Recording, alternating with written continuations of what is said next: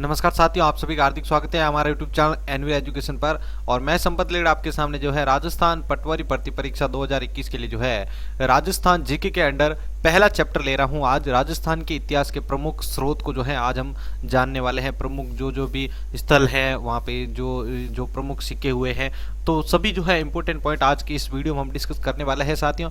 लेकिन वीडियो को शुरू करें उससे पहले हर बार की तरह जो है आपसे रिक्वेस्ट करूंगा साथियों कि अगर आप इस चैनल पे नए हैं तो चैनल को सब्सक्राइब कर देना और साइड में दिए गए बेल आइकन को क्लिक कर देना साथियों। ठीक है, आप जो है हमारे साथ अगर चैनल के हमारे साथ जो जुड़ना चाहते हैं तो आप जो है हमारे फेसबुक पेज के ऊपर भी जो है आप जाकर जो है इस फॉलो वाले पेज के आगे जो है यहाँ पर जो है इस फेसबुक बटन के ऊपर क्लिक करेंगे तो सीधे आप जो है हमारे फेसबुक पेज के ऊपर जुड़ जाएंगे।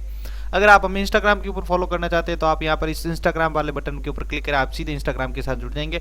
और टेलीग्राम के ऊपर क्लिक करेंगे तो सीधे हमारे टेलीग्राम ग्रुप के साथ जो है आप कनेक्टिविटी ले सकते हैं और इन सभी पीडीएफ को वहां पर जो है आप प्राप्त कर सकते हैं साथियों। ठीक है, तो आपको जो है सीधा साधा रास्ता मैंने बता दिया है जहां से आप जो है क्लिक करके वहां तक हमारे तक पहुंच सकते हैं और जुड़ेंगे तो आपको फायदा है कि सभी स्टडी मटेरियल आपको एकदम फ्री में मिलेंगे साथियों। ठीक है, तो चलिए शुरू करते हैं आज के इस टॉपिक को।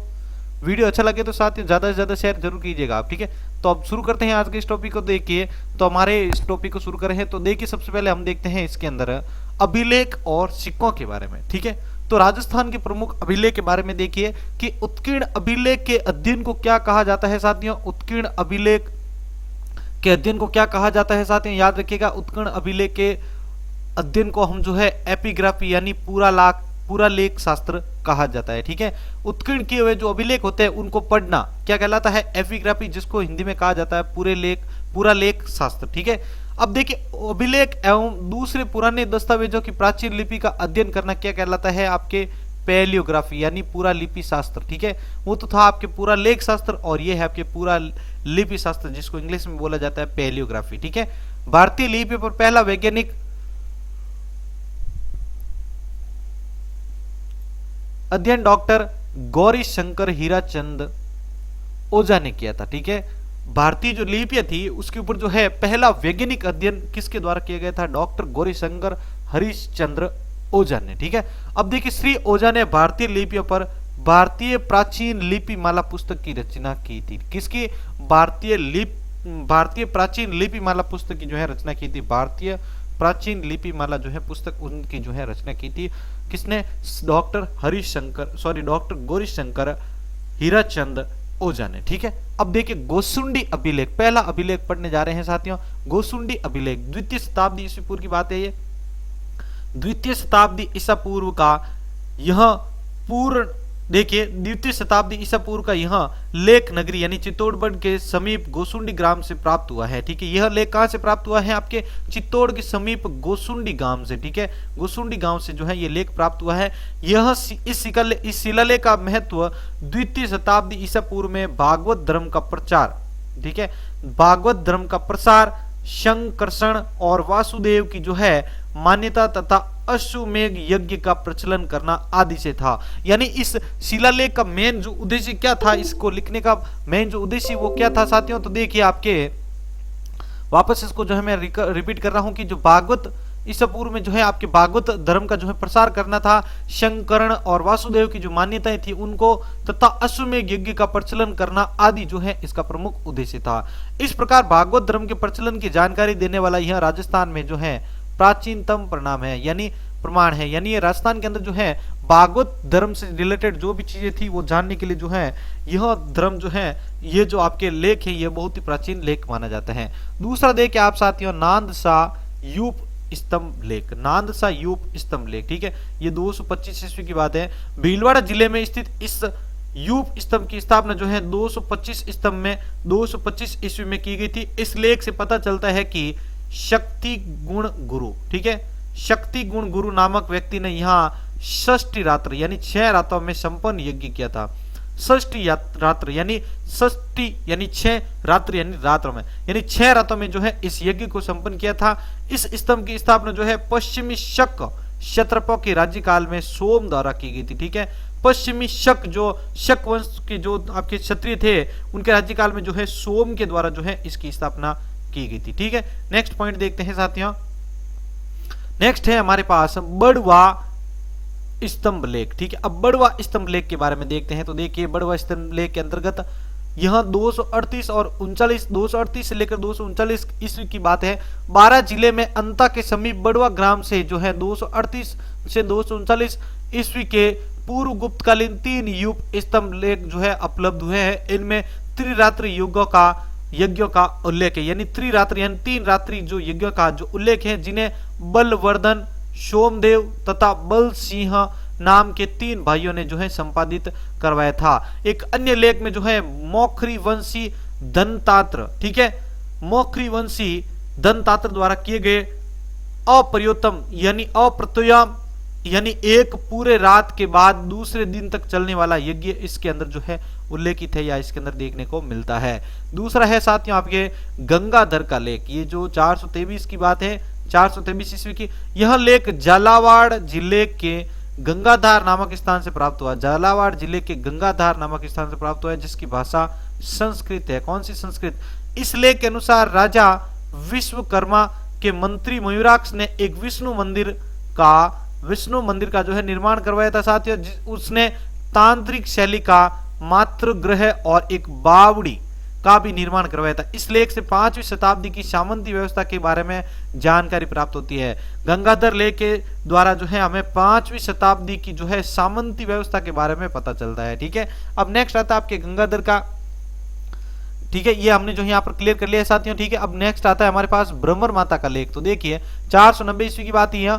छोटी सादड़ी यानी जो प्रतापगढ़ के अंदर आई हुई है, छोटी सादड़ी के ब्रह्मर माता मंदिर, ठीक है, ये प्रतापगढ़ के अंदर है। ब्रह्मर माता मंदिर से प्राप्त इस लेख की तिथि 490 ईस्वी है। संस्कृत पद्य में लिखित इस प्रशस्ति का रचिता ब्रह्मा सोम और उत्कीर्णक पूर्वा था। ब्रह्मा सोम और उत्कीर्णक पूर्वा किसका जो है आपके लेखक हैं? ब्रह्मर माता लेख जो है इसने लिखा था, इन दोनों ने लिखा था। ब्रह्मा सोम और उत्कीर्णक पूर्वा था। ठीक है, इसमें गौरव वंश और ओलिंकर वंश के शासकों का वर्णन है। किस किस के? गौरव वंश और ओलिंकर वंश के जो है शासकों का वर्णन है। यह लेख प्रारंभिक सामंत प्रथा और 5वीं शताब्दी की राजनीतिक स्थिति को दर्शाता है या उनकी जानकारी के लिए जो है एक महत्वपूर्ण अभिलेख माना जाता है। नेक्स्ट देखते हैं साथियों। तो नेक्स्ट हमारे पास पॉइंट आता है साथियों, वो है आपके शामोली शिलालेख। शामोली शिलालेख के बारे में देखते हैं। उदयपुर जिले के शामोली ग्राम से प्राप्त यह लेख गुहिल वंश के शासक शीलादित्य के समय का है। मेवाड़ के गुहिल वंश के समय को निश्चित करने तथा उस समय की आर्थिक और साहित्यिक स्थिति की जानकारी के लिए यह लेख विशेष महत्वपूर्ण माना जाता है। चलिए नेक्स्ट शिलालेख के बारे में बात करते हैं। नेक्स्ट है आपके अपराजित का शिलालेख। ठीक है, 661 ईस्वी की बात है। यह विक्रम संवत 718 यानी 661 ईस्वी का यह लेख नागदा के समीपस्थ कुंडेश्वर मंदिर की जो है दीवार पर लगा हुआ है, जिसे डॉक्टर गौरीशंकर हीराचंद्र ओझा ने जो है विक्टोरिया हॉल म्यूजियम यानी अजमेर में सुरक्षित रखवाया था। लेख की भाषा जो है, ये लेख की जो भाषा है वो है आपके संस्कृत। गुहिल शासक अपराजित के इस लेखों से जो है आपके इस लेख से जो है गुहिलों की उत्तरोत्तर विजय के बारे में सूचना प्राप्त होती है, यानी जो गुहिल वंश है उनकी जो उत्तरोत्तर जो विजय प्राप्त होती थी उनको, उसके बारे में जो है सूचना यहाँ पर इस लेख के ऊपर लिखी हुई है। लेखानुसार अपराजित ने एक तेजस्वी शासक वराह सिंह को पराजित कर उसे सेनापति नियुक्त किया था। इसमें विष्णु मंदिर के निर्माण का भी उल्लेख मिलता है। जो विष्णु मंदिर का निर्माण था उसका भी उल्लेख इसमें है। इस लेख की सुंदर लिपि तथा स्पष्ट भाषा से मेवाड़ में विकसित शिल्प कला का पता चलता है। ठीक है, शिल्प कला का पता चलता है क्योंकि यहाँ पर इसके ऊपर जो है स्पष्ट भाषा के अंदर लिखा हुआ है, इसलिए ये जो है स्पष्ट जो है विकसित शिल्प कला का जो है इससे पता चलता है। इससे 7वीं शताब्दी के मेवाड़ की धार्मिक तथा राजनीतिक व्यवस्था के बारे में भी महत्वपूर्ण जानकारी प्राप्त होती है। इस प्रशस्ति की रचना दामोदर ने की और इसे यशो भट्ट ने उत्कीर्ण की थी। ठीक है, दामोदर ने जो है इसकी रचना की थी, जबकि इसको उत्कीर्ण किसने करवाया था? यशो भट्ट ने उत्कीर्ण करवाया था। चलिए अब नेक्स्ट अभिलेख के बारे में बात करते हैं, लेख के बारे में बात करते हैं। वो है आपके चित्तौड़ का मानमोरी का लेख। ठीक है, 713 ईस्वी की बात है। ये 713 ईस्वी का यह लेख चित्तौड़ के पास मानसरोवर झील के तट पर कर्नल टॉड को प्राप्त हुआ था। किसको? कर्नल टॉड को प्राप्त हुआ था। इसके रचयिता पुष्य और उत्कीर्णक शवादित्य थे। कौन? पुष्य और उत्कीर्णक शबादित्य जो है इसके लेखक थे। ठीक है, रचयिता थे। जेम्स टॉड ने इस लेख को ब्रिटेन ले जाते समय किसी कारणवश समुद्र में फेंक दिया था। परिणाम स्वरूप इस लेख की प्रतिलिपि केवल टॉड की पुस्तक जो है आपके एनाल्स एंड एंटिक्विटी के अंदर मिलती है। एनाल्स जो बुक्स है इसकी, उसके अंदर जो है इसके बारे में जानकारी मिलती है। चित्तौड़ के मानमोरी का अभिलेख। ठीक है, चलिए अब नेक्स्ट बात करते हैं हम। तो नेक्स्ट है हमारे पास कणसवा यानी कनसुआ का अभिलेख। कई बार एग्जाम में पूछा जा चुका क्वेश्चन है इसके बारे में। ठीक है, याद रखिएगा। अब इसके बारे में जो हम जानते हैं, और ये 738 ईस्वी का जो है बात है ये इस अभिलेख का। यह लेख कोटा के निकट कंसुआ के शिवालय से मिला है। कहां से? कोटा के निकट कंसुआ के शिवालय से मिला है ये, जिसकी तिथि 738 ईस्वी है। इस लेख में धवल नाम के मौर्य शासक का उल्लेख है। किसका? धवल नाम का एक मौर्य शासक था, उसका उल्लेख इसके अंदर देखने को मिलता है। इसके बाद किसी मौर्य वंशी राजा का राजस्थान में वर्णन नहीं मिलता है। ठीक है, इसके बाद जो है मौर्य वंश किसी भी राजा जो है उसका वर्णन जो है देखने को नहीं मिलता है। फिर आता है हमारे पास चाटसू की प्रशस्ति। किसकी? चाटसू की प्रशस्ति 813 ईस्वी की बात है। यह प्रशस्ति जयपुर जिले के चाटसू नामक स्थान से प्राप्त हुई है, जिसमें चाटसू की गुहिल शासकों की वंश परंपरा और उपलब्धियों की जानकारी जो है इस लेख के अंदर मिलती है या इस प्रशस्ति के अंदर देखने को मिलती है। ठीक है, इस लेख से पता चलता है कि चाटसू की गुहिल प्रतिहार वंशों के शासकों के अधीन थे। ठीक है, इस वंश में जो है मेवाड़ के गुहिलों की भांति शिव भक्ति और विष्णु भक्ति का प्रचलन था। ठीक है, शिव भक्ति और विष्णु भक्ति का प्रचलन था, यह जानकारी जो है इस लेख के अंदर देखने को हमें मिलता है। फिर आता है बुचकला का शिलालेख। जो भी जोधपुर से है वो जो है इस ग्राम को पहचानते होंगे, बुचकला। ठीक है, बैनर, ये आपके आसपास के एरिया के जो है ग्राम है। तो देखिए बुचकला शिलालेख के बारे में जानते हैं। 815 ईस्वी की बात है। यह जोधपुर जिले में बिलाड़ा के समीप बुचकला गांव के पार्वती मंदिर में यह शिलालेख मिला है। कहां पर? पार्वती मंदिर है, वहां से यह शिलालेख देखने को मिला है। इसकी भाषा संस्कृत पद्य है। यह लेख प्रतिहार शासक नागभट्ट द्वितीय के समय का है। इस लेख में प्रतिहार वंश के शासकों और सामंतों के नाम मिलते हैं। किसके? प्रतिहार वंश के शासक और सामंतों के जो है नाम मिलते हैं, जिससे उस समय के शासकों और सामंतों के संबंध तथा स्तर का जो है अनुमान लगाया जा सकता है। ठीक है, अब बात करते हैं मंडोर का शिलालेख। ठीक है, 837 ईस्वी की बात है। यह लेख मूलतः मंडोर के विष्णु मंदिर में लगा हुआ था, जिसे बाद में जोधपुर के शहर पनाह में जो है लगा दिया गया था। शहर पनाह में लगा दिया गया था जोधपुर में। पहले कहां था? जोधपुर के मंडोर के अंदर। ठीक है, यह लेख मंडोर के प्रतिहार की वंश परंपरा, प्रतिहारों की जो है वंश परंपरा को जानने के लिए बहुत ही महत्वपूर्ण जो है शिलालेख माना जाता है, मंडोर का शिलालेख। ठीक है, चलिए नेक्स्ट शिलालेख के बारे में जानते हैं या पॉइंट के बारे में जानते हैं। तो देखिए नेक्स्ट आता है हमारे पास साथियों गटियाला का शिलालेख। किसका? गटियाला का शिलालेख। तो देखिए 861 की ईस्वी की बात है। जोधपुर से 22 मील दूर गटियाला नामक स्थान पर एक जैन मंदिर है, जिसे माता की साल कहते हैं। उसके समीप स्थित स्तंभ पर जो है 4 लेखों का समूह है। लेख की भाषा संस्कृत है, जिसमें गद्य और पद्य भाषा का प्रयोग किया गया है। ठीक है, गद्य और पद्य का प्रयोग है। इस लेख में प्रतिहार शासकों मुख्यतः जो है कुक प्रतिहार की उपलब्धियों और राजनीतिक, सामाजिक व धार्मिक नीतियों के बारे में सूचना प्राप्त होती है। इस लेख में मग जाति, देखिए ध्यान रखिए यहाँ पर इस लेख के अंदर जो है आपके मग जाति के ब्राह्मणों का भी विशेष उल्लेख किया गया है, जो आपके वर्ण विभाजक का द्योतक है। किसका? वर्ण विभाजक का द्योतक है। मग जो है ब्राह्मण ओस वालों के आश्रय में रहकर निर्वाह करते थे। ठीक है, तथा जैन मंदिरों में पूजा भी संपन्न करवाते थे। ये लेख मग द्वारा लिखे गए थे तथा स्वर्णकार कृष्णेश्वर द्वारा जो है इसको उत्कीर्ण करवाया गया था। किसके द्वारा? स्वर्णकार कृष्णेश्वर द्वारा जो है इसको उत्कीर्ण करवाया गया था।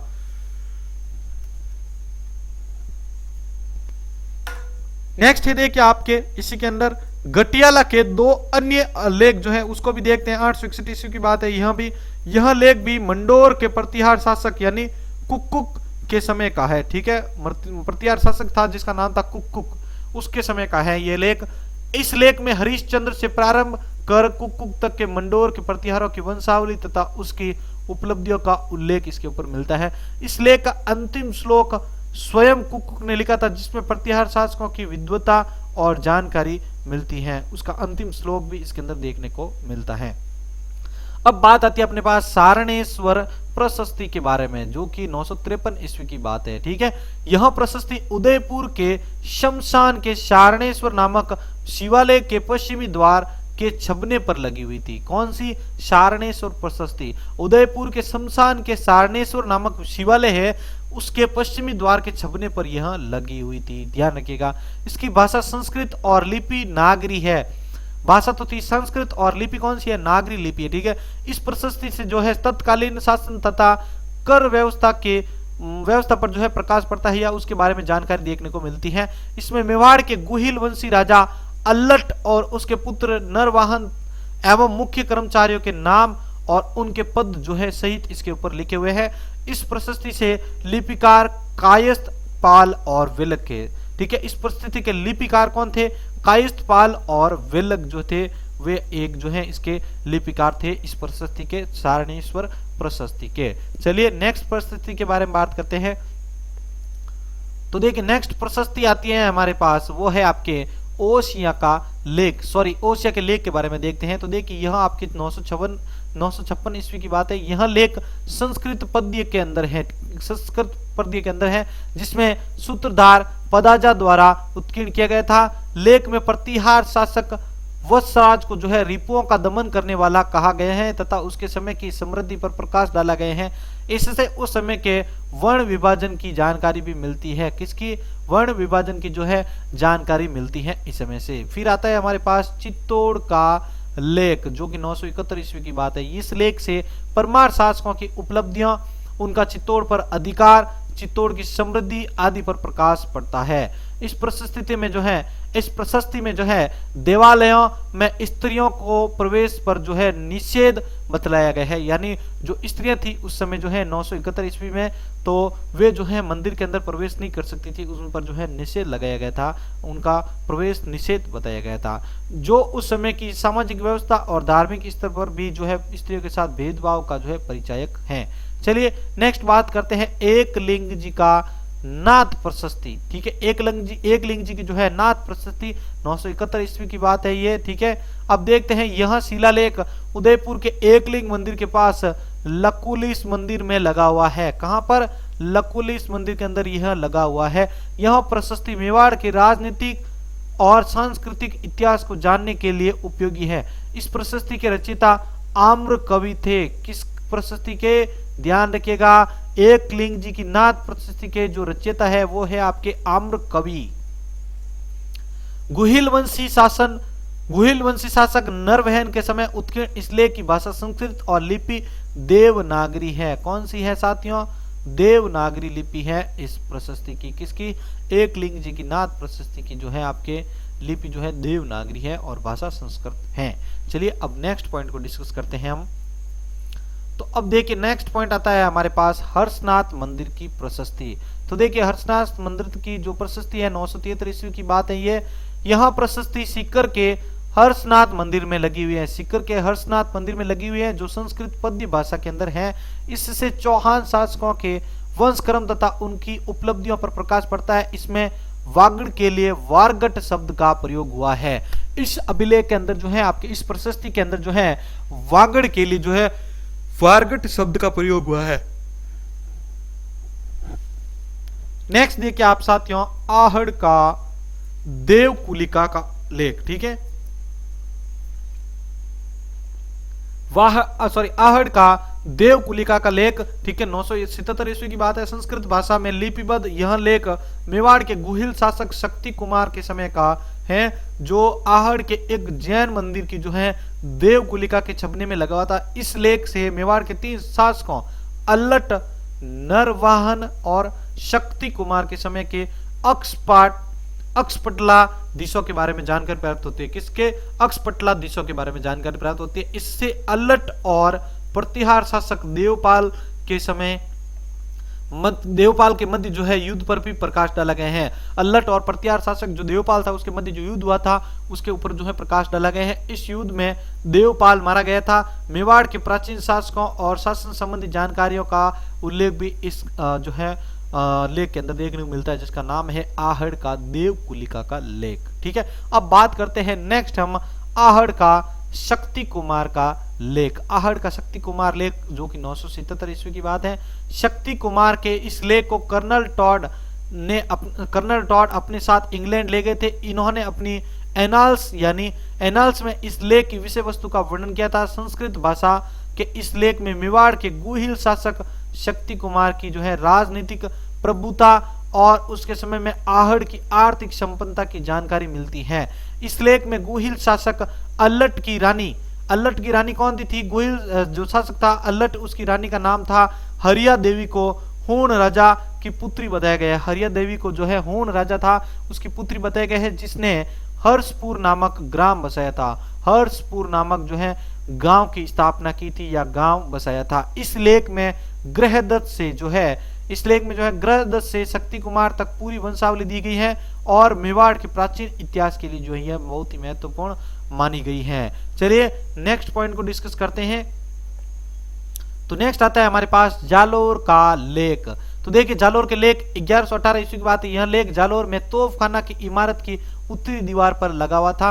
वर्तमान में जोधपुर के संग्रहालय में यह रखा हुआ है। यह जालोर के परमारों से संबंधित है तथा बताया जाता है कि परमारों की उत्पत्ति वशिष्ठ के यज्ञ से हुई थी। परमारों की जो उत्पत्ति थी वो वशिष्ठ के यज्ञ से हुई थी। इस लेख से जालोर के परमार शासक के संस्थापक वाकपति राज, क्या नाम था? वाकपति राज का जो है उल्लेख मिलता है। नेक्स्ट आता है हमारे पास चित्तौड़ का कुमारपाल का शिलालेख, ठीक है, जो कि 1150 की इसकी बात है। चालुक्य सोलंकी शासक कुमारपाल का यह शिलालेख जो है आपके यह लेख जो है चित्तौड़ के समिद्धेश्वर मंदिर में जो है लगा हुआ है। चित्तौड़ का समिद्धेश्वर जो मंदिर है उसके अंदर यह लेख लगा हुआ है, चित्तौड़ का कुमारपाल का शिलालेख, ठीक है। इस लेख से सिद्ध होता है कि चित्तौड़ पर जो है कुछ समय चालुक्यों का भी शासन रहा था। इस प्रशस्ति का रचयिता दिगंबर जैन विद्वान रामकीर्ति था। कौन था इसका रचयिता? दिगंबर जैन विद्वान था रामकीर्ति, वह जो है इसका रचयिता माना जाता है। नेक्स्ट है आपके किराड़ू का, ठीक है। यह लेख आपके किराड़ू यानी बाड़मेर के निकट एक शिव मंदिर में उत्कीर्ण है। यह लेख एक प्रकार से राजाज्ञा है जिसमें चौहान सामंत अलहण देव ने जो है मास के दोनों पक्षों की अष्टमी, एकादशी और चतुर्दशी पर पशुवध निषेध घोषित कर दिया था इस लेख के अंडर, ठीक है।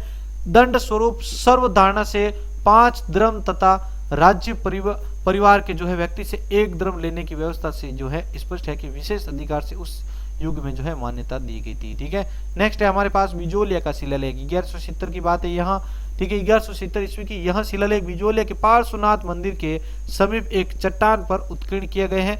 इस प्रशस्ति के रचयिता गुणभद्रा तथा गोविंद हैं जिन्होंने इसको उत्कीर्ण करवाया था। इसमें सांबर और अजमेर के जो चौहान थे, मैंने जो इंडिया जीके का जो टॉपिक पढ़ा था उसके अंदर बताया था आपको, ठीक है। कंप्लीट आपको डिटेल दी गई है, आप जो है उसको हमारे प्लेलिस्ट से जाकर जरूर देखिएगा। इन चौहान शासकों को जो है वत्स गोत्रीय ब्राह्मण कहा गया है, ठीक है। बिजोलिया क्षेत्र में उसे उपरमाल भी कहा गया है, जिसमें इस लेख के अंदर उत्तमाद्री कहा गया है, ठीक है। इस अनेक क्षेत्रों के नाम से प्राचीन इस लेख में जो है प्राप्त होते हैं, ठीक है। इस जो है इसके अंदर जो है इन सभी जानकारियों को सम्मिलित किया गया है। नेक्स्ट बात करते हैं हम नादेसमा गांव का शिलालेख, ठीक है। यह लेख उदयपुर जिले की नादेसमा गांव के चारभुजा मंदिर के निकट टूटे हुए सूर्य मंदिर के एक स्तंभ पर उत्कीर्ण किए गए हैं। इस स्तंभ से पता चलता है कि जैत्र सिंह, ठीक है, की राजधानी नागदा थी। इससे स्पष्ट होता है कि 1212 ईस्वी तक नागदा जो नगर था वह नष्ट नहीं हुआ था। चलिए लूण वसाही की प्रशस्ति 1230 ईस्वी। यह प्रशस्ति देलवाड़ा के लूण वसाही मंदिर की है जो संस्कृत भाषा के अंदर लिखी हुई है। इसमें पद्य में लिखी गई है और इस लेख में आबू के परमार शासकों और तेजपाल व वास्तुपाल के जो है वंश के बारे में जानकारी देखने को मिलती है। इससे पता चलता है कि आबू के परमार शासक सोमसिंह और उसके समय मंत्री वास्तुपाल के छोटे भाई तेजपाल ने जो है लूण वसाई नामक नेमिनाथ का मंदिर अपनी पुत्री अनुपमा देवी के श्रेय के लिए बनाया गया था। नेक्स्ट है हमारे पास पॉइंट साथियों आपके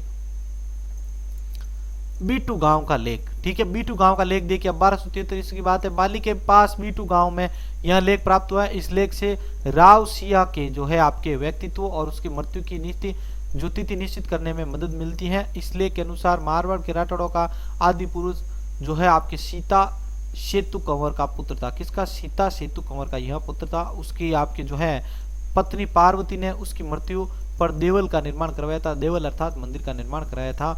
B2 गांव के उक्त देवल पर ही यह लेख उत्कीर्ण करवाया गया है। चलिए अब नेक्स्ट बात करते हैं। नेक्स्ट आता है हमारे पास जो पॉइंट है वो है आपके चिरवा का शिलालेख। किसका?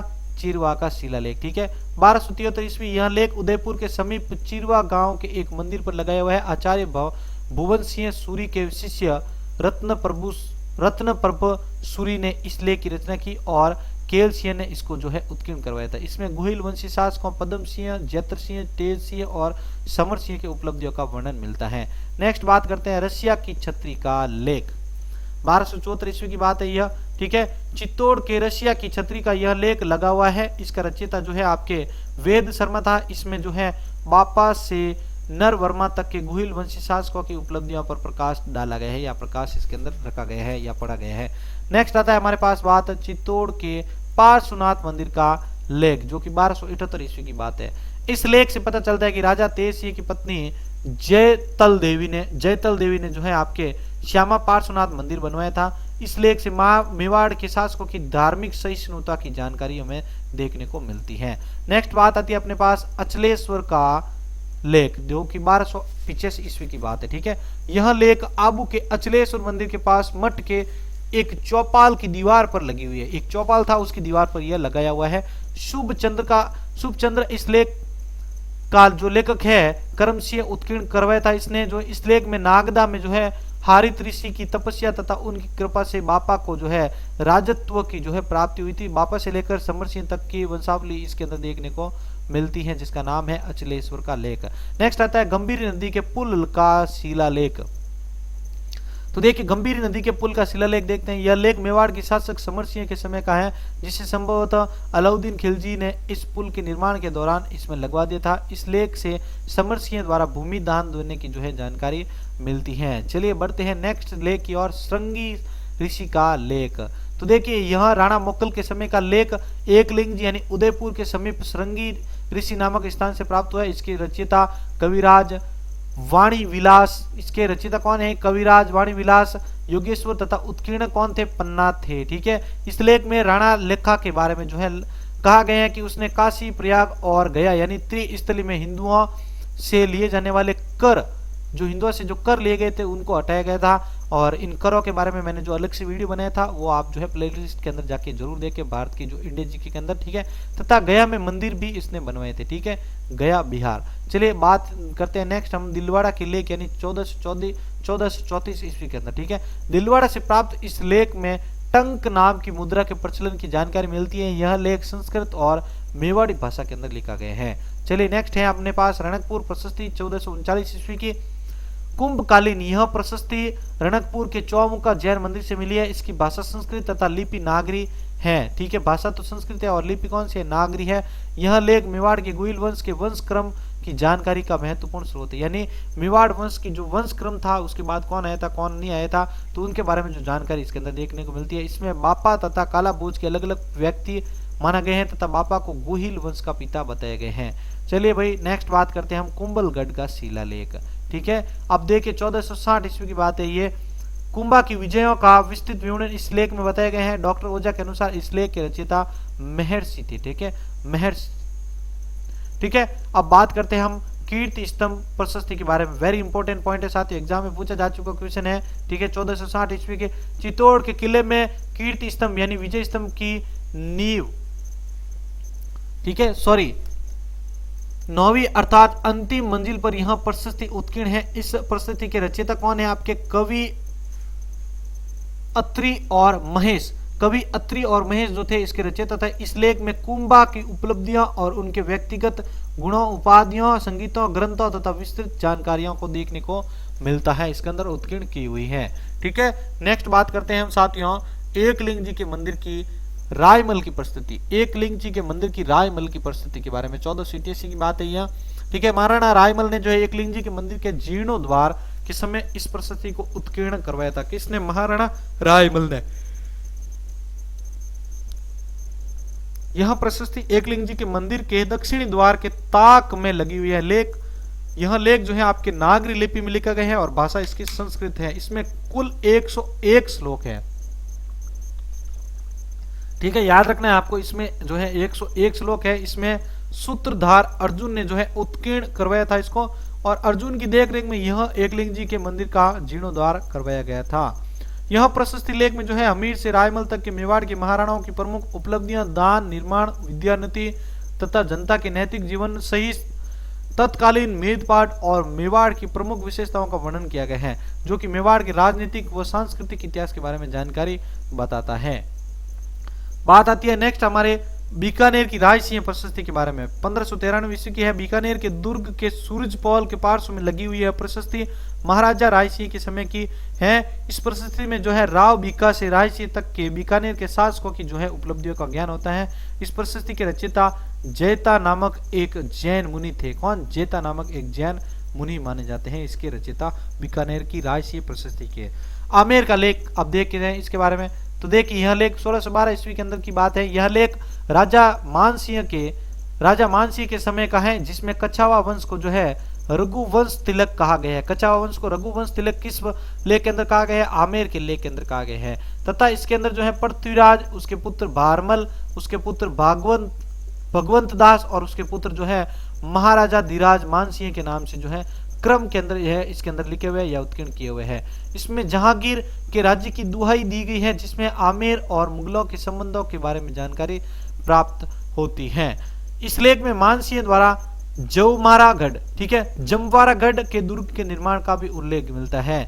जमवारागढ़ के दुर्ग का उल्लेख जो है इसके अंदर देखने को मिलता है। नेक्स्ट आता है हमारे पास मांडल की जगन्नाथ कछावा की छतरी का लेख। मांडल की जगन्नाथ की छतरी का जो है लेख इसके अंदर देखने को मिलता है। ठीक है, और यह जो है 1613 ईस्वी की बात है। मांडल यानी भीलवाड़ा के अंदर आया हुआ है जगन्नाथ कछावा की 32 खंभों की छतरी। जगन्नाथ कछावा की जो 32 खंभों की छतरी है वो कहाँ है? आपके भीलवाड़ा के अंदर, जिसे सिंहेश्वर महादेव का मंदिर भी कहा जाता है। क्या कहा जाता है? सिंहेश्वरी महादेव का मंदिर भी कहा जाता है। इसमें उल्लेख है कि मेवाड़ अभियान से लौटते समय जगन्नाथ कछावा का देहांत मांडल में हुआ था, जिसके स्मारक के रूप में यह छतरी बनाई गई है। मांडल की जगन्नाथ कछावा की छतरी। ठीक है, नेक्स्ट बात करते हैं साथियों अब हम। तो नेक्स्ट हमारे पास पॉइंट आता है, वह है हमारे पास जगन्नाथ राय प्रशस्ति। यह प्रशस्ति उदयपुर के जगन्नाथ राय प्रशस्ति के सभा मंडप पर लगी हुई है। इस मंदिर का निर्माण में मेवाड़ महाराणा जगत सिंह प्रथम ने करवाया था। इसमें जो है बापा से लेकर सांगा तक मेवाड़ के शासकों की जो है उपलब्धियों का वर्णन मिलता है, और हल्दीघाटी के युद्ध का भी वर्णन इसी के अंदर देखने को मिलता है, जिसका नाम है जगन्नाथ राय प्रशस्ति। नेक्स्ट है हमारे पास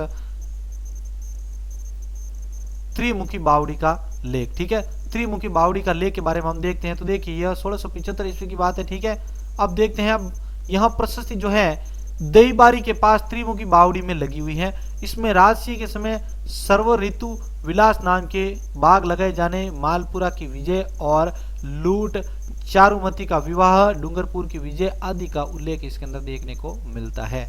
नेक्स्ट आता है हमारे पास राज प्रशस्ति। यह 1676 की ईस्वी की बात है। मेवाड़ के महाराणा राज सिंह यानी 1652 से 1680 इसी ने अकाल के समय प्रजा को राहत पहुंचाने के लिए राजसमंद नामक विशाल झील का निर्माण करवाया था। राजसमंद नामक विशाल झील का निर्माण किसने करवाया था? मेवाड़ के महाराणा राज सिंह ने। ठीक है, इस झील की पाल पर 25 पाषाण पट्टिकाओं का यह प्रशस्ति उत्कीर्ण है। संस्कृत पद्य भाषा में लिखी इस प्रशस्ति का रचयिता जो है रणछोड़ भट्ट था। ठीक है, राज प्रशस्ति को भारत का सबसे बड़ा शिलालेख माना जाता है। याद रखना, बहुत ही इंपॉर्टेंट जी के बन गया है यहाँ से। राज प्रशस्ति को जो है भारत का जो है सबसे बड़ा शिलालेख माना गया है। भारत का सबसे बड़ा शिलालेख कहाँ पर है? राज प्रशस्ति है, और वह जो है आपकी यह जो है मेवाड़ के महाराणा राज सिंह जो है वहां पर एक विशाल झील का भी निर्माण करवाया था। ठीक है, ये याद रखने आपको इनसे रिलेटेड पॉइंट को। इस प्रशस्ति में मेवाड़ का विस्तृत व क्रमबद्ध इतिहास लिए गए हैं। मेवाड़ के विस्तृत और क्रमबद्ध उनका जो है इतिहास लिखे गए हैं। यह प्रशस्ति 17वीं शताब्दी के मेवाड़ की सामाजिक, सांस्कृतिक, राजनीतिक, धार्मिक और तकनीकी तथा आर्थिक स्थिति के बारे में पर्याप्त जानकारी प्रदान करता है। चलिए बढ़ते हैं नेक्स्ट पॉइंट के ऊपर। नेक्स्ट आता है हमारे पास न्यू पॉइंट, वो है आपके राजस्थान के सिक्के। ठीक है, अब देखिए सिक्कों के अध्ययन को जो है मैटिक्स यानी मुद्रा शास्त्र कहा जाता है। मुद्राओं के यानी सिक्कों का जो अध्ययन करता है, पुराने जो सिक्के होते थे उसके ऊपर क्या लिखा हुआ है क्या नहीं लिखा हुआ है, उनके जो अध्ययन करता थे उनको जो है न्यूमिस्मैटिक्स, ठीक है, न्यूमिस्मेटिक्स जो कहा जाता था, मुद्रा शास्त्र कहा जाता है। भारत के प्राचीनतम सिक्कों को आहत या भारत के जो प्राचीन सिक्के थे उनको जो है आपके आहत या पंचमारक सिक्के कहा जाता है। भारत के प्राचीन जो सिक्के थे उनको आपके पंचमारक या आहत सिक्के भी कहा जाता था। ये चांदी के बने हुए होते थे, चांदी के बने हुए होते थे। आहत सिक्कों की साहित्य में काशापर्ण कहा गया है। आहत सिक्कों को जो है, आहत सिक्के जो होते थे उनको साहित्य में जो है काशार्पण कहा गया है।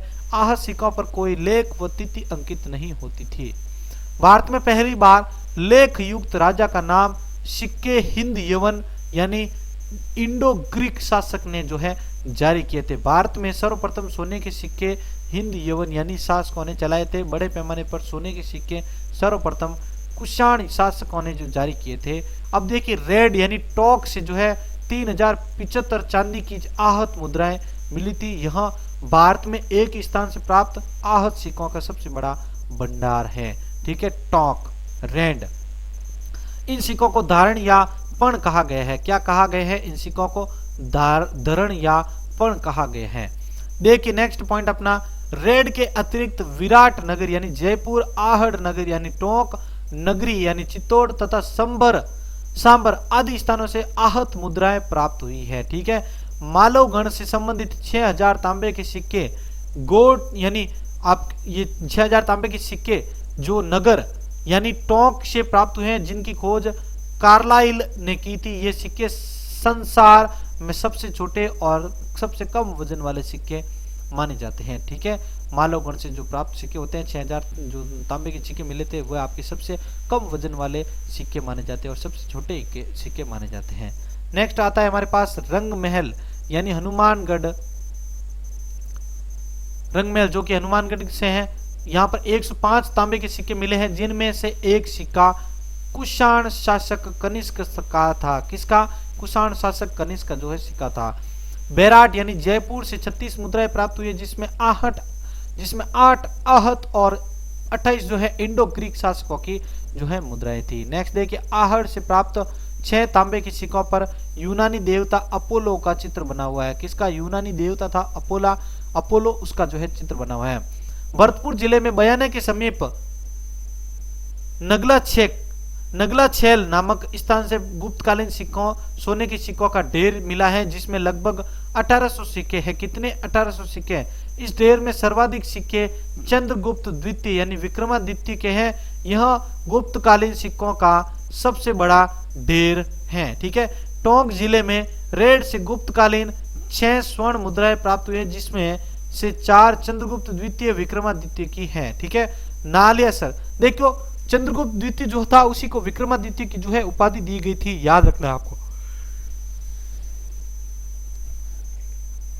नेक्स्ट है आपके पास नलियासर यानी सांबर से गुप्त शासक कुमार गुप्त यानी प्रथम की चांदी की मुद्राएं मिली हैं, जिन पर मयूर की आकृति उत्कीर्ण की गई है। मोर यानी मयूर की जो है आकृति उत्कीर्ण की गई है। नेक्स्ट आता है अपने यहाँ पर पॉइंट, हूण शासकों द्वारा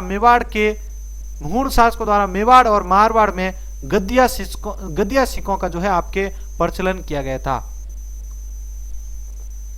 हूण शासक द्वारा मेवाड़ और मारवाड़ के अंदर गद्दिया नामक जो सिक्के थे उनका प्रचलन किया गया था। नेक्स्ट देखते हैं हम रियासतकालीन सिक्के। जो रियासतों के अंदर जो सिक्के चलाए गए थे वो कौन कौन से थे? तो देखिए मेवाड़ राज्य के सिक्के देखते हैं अब हम।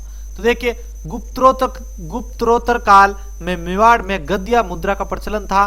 मेवाड़ के प्रथम संस्थापक गुहिल ने जो है तांबे के सिक्के जारी किए थे। गुहिलपति लेख वाले सिक्के गुहिल वंश द्वारा जो चलाना माना जाता है। ठीक है, उनका द्वारा चलाए गए थे। नेक्स्ट देखिए, बापा का एक स्वर्ण सिक्का प्राप्त हुआ है, जिसका वजन 115 ग्रेन है। इस प्रकार बापा मेवाड़ के जो है प्रथम गुहिल शासक थे, जिन्होंने स्वर्ण सिक्के जारी किए थे। राणा कुंभा ने चांदी और तांबे के सिक्के जारी किए थे। मुगल मेवाड़ संधि 1615 ईस्वी के साथ मेवाड़ में मुगल सिक्कों का जो है प्रचलन प्रारंभ हो गया था। मुगल बादशाह मोहम्मद शाह, ठीक है, मुगल बादशाह मोहम्मद शाह यानी 1719 से 1748 ईस्वी की बात है, ने पुनः मेवाड़ के अंदर सिक्के जारी करने की अनुमति दी। परिणामतः चित्तौड़, भीलवाड़ा और उदयपुर के सिक्के ढलने लगे, जिन्हें क्रमशः चित्तौड़ी, भिलाड़ी और उदयपुरी रुपया कहा जाता था। ठीक है, याद रखना इन पॉइंट्स को साथियों आपको। महाराणा स्वरूप सिंह यानी 1842 से 1861 ईस्वी ने स्वरूप शाही रुपया चलाया था। ठीक है, महाराणा स्वरूप सिंह ने जो है आपके स्वरूप शाही रुपया चलाया था। स्वर्ण सिक्का चांदोड़ी, ठीक है, वजन इनका 116 ग्राम भी स्वरूप सिंह ने ही चलाया था। मेवाड़ में तांबों के सिक्कों को ढींगला, भिलाड़ी, त्रिशूलिया, बिडरिया, नाथ द्वारिया आदि नामों से इनको जाना जाता है। नेक्स्ट पॉइंट देखते हैं साथियों, प्रतापगढ़ के सिक्के। देखिए सर्वप्रथम 1784 ईस्वी में सालिम सिंह ने जो है सालिम शाही नामक चांदी की मुद्रा जारी की थी। 1818 ईस्वी में अंग्रेजों के संधि के बाद परिवर्तित होने पर इसे जो है नया सालिम शाही कहा जाने लगा। 1904 में यह कलदार का प्रचलन प्रारंभ हो गया था। यहाँ पर जो है कलदार का जो है प्रचलन जो है प्रारंभ हो गया था। नेक्स्ट बात आती है अपने पास बांसवाड़ा के सिक्के। बांसवाड़ा रियासत में भी सालिम शाही सिक्कों का प्रचलन था। 1870 ईस्वी में जो है महारावल लक्ष्मण सिंह ने जो है सोने, चांदी और तांबे के सिक्के जारी किए थे। इन सिक्कों को लक्ष्मण शाही कहा जाता था। 1902 ईस्वी में यहाँ भी कलदार का जो प्रचलन प्रारंभ हो गया था। अब देखते हैं हम डूंगरपुर के बारे में। तो देखिए डूंगरपुर राज्य के सिक्के, डूंगरपुर राज्य द्वारा स्वतंत्र रूप से सिक्के जारी नहीं किए गए थे। यहाँ मेवाड़ की चित्तौड़ी और प्रतापगढ़ के सालिम शाही रुपयों का प्रचलन था, यानी यहाँ पर डूंगरपुर ने जो है स्वतंत्र रूप से अपने सिक्के जारी नहीं किए थे। नेक्स्ट बात करते हैं हम जो साथियों, वो है हमारे पास जैसलमेर के सिक्के। मुगल काल में जैसलमेर में चांदी का मोहम्मद शाही सिक्का बहुत ही प्रचलित था। 1756 ईस्वी में महारावल अक्खे सिंह ने चांदी का सिक्का अक्खे शाही नामक सिक्का जो है जारी किया था। जैसलमेर का तांबे का सिक्का डोडिया कहलाता था। जैसलमेर का जो तांबे का सिक्का था, ठीक है, तांबे का जो सिक्का होता था उसको डोडिया कहते थे, जिसका वजन 18 से लेकर 20 ग्राम होता था। नेक्स्ट बात होती है अपने पास जोधपुर के सिक्के।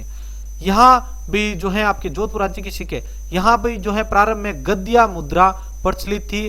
प्रतिहार शासक भोज, जिसे मिहिर भोज और भोज प्रथम कहा जाता है, ने मेवाड़ में आदि वराह नामक सिक्का चलाए थे। आदि वराह उसकी उपाधि भी थी, किसकी? आपके भोज प्रथम या मिहिर भोज की। महाराजा विजय सिंह ने सोने, चांदी और तांबे के सिक्के जारी किए, जिन्हें विजय शाही कहा जाता है। 1900 ईस्वी में मेवाड़ में कलदार का जो है प्रचलन हो गया था। यहाँ पर भी कलदार का प्रचलन हो गया था। नेक्स्ट बात करते हैं हम बीकानेर के सिक्के। बीकानेर में संभवतः 1759 ईस्वी में जो है टकसाल की स्थापना हुई और मुगल सम्राट शाह आलम नाम के सिक्के जो है यहाँ पर ढलने लगे थे। बीकानेर के शासकों ने सिक्कों पर अपने विशेष चिन्ह भी अंकित करवाए थे, जैसे गज सिंह का ध्वज, सूरज सिंह का चिन्ह, त्रिशूल, रतन सिंह का नक्षत्र, सरदार सिंह का आपके छत्र, डूंगर सिंह का जो है आपके चंवर तथा बीकानेर रियासत में प्रचलित सिक्कों में आलम शाही और गज शाही सिक्के बहुत ही ज्यादा प्रचलित थे। कहां पर? बीकानेर रियासतों के अंदर। अब देखते हैं हम नेक्स्ट किशनगढ़ राज्य के सिक्के। तो देखिए किशनगढ़ राज्य में भी शाह आलम के नाम का सिक्का जारी किया गया था। यहाँ पर 166 ग्राम का चांदोड़ी नाम की रुपया, यानी चांदोड़ी नाम का जो रुपया मेवाड़ की राजकुमारी चांद कुमारी के नाम पर चलाया गया था। ठीक है, मेवाड़ की जो है ये राजकुमारी थी चांद कुमारी, उनके नाम पर चांदोड़ी नाम का एक रुपया चलाया गया था। बात आती है नेक्स्ट अपने पास धौलपुर की। तो धौलपुर में 1804 ईस्वी में टकसाल की स्थापना हुई थी। टकसाल की स्थापना धौलपुर में 1804 ईस्वी में हुई थी। यहाँ के सिक्के तमंच शाही कहलाते थे। क्या कहलाते थे? तमंचा शाही कहलाते थे, क्योंकि उन पर तमंचे का निशान जो है बना हुआ होता था। जयपुर के बारे में बात कर लेते हैं। जयपुर राज्य की मुद्रा को जाड़ शाही कहा जाता था। क्या कहा जाता था? जाड़ शाही, क्योंकि उस पर 6 टहनियों के जाड़ का चिन्ह बना रहता था, इसलिए इनको जो है जाड़ शाही कहा जाता था। महाराजा माधव सिंह और राम सिंह ने स्वर्ण सिक्के चलाए थे। माधव सिंह के रुपये को हाली कहा जाता था। जयपुर में तांबे के सिक्के का प्रचलन 1760 ईस्वी से माना जाता है। इसे जाड़ शाही पैसा कहते थे, क्योंकि इसके ऊपर जो है वो टहनियां बनी होती थी, 6 जो टहनियां बनी होती थी। ठीक है, इसका वजन जो है आपके 762 जो है ग्रहण होता था। देखिए साथ यहाँ पर जो है ये 6 आपके जो है टहनियां बनी हुई थी, इसको जो है जाड़ शाही शासन, ठीक है, कहा जाता था। जाड़ शाही जो सिक्का कहा जाता था, पैसा कहा जाता था। बात आती है अपने पास अलवर की, तो देखिए अलवर राज्य की टकसाल राजगढ़ में थी। यहाँ 1762 ईस्वी से 1876 ईस्वी तक बनने वाले सिक्के रावशाही रुपये कहलाते थे। क्या कहलाते थे? रावशाही। अलवर के सिक्के रावशाही रुपये कहलाते थे, जिसका वजन 173 ग्राम था। अलवर रियासत के तांबे के सिक्के रावशाही टक्का कहलाते थे। क्या कहलाते थे? अलवर जो रियासत के जो सिक्के थे वो रावशाही टक्का कहलाते थे। बात आती है अपने पास भरतपुर की, तो 1763 ईस्वी में सूरजमल ने बादशाह शाह आलम के नाम के एक चांदी के सिक्के जारी किया था।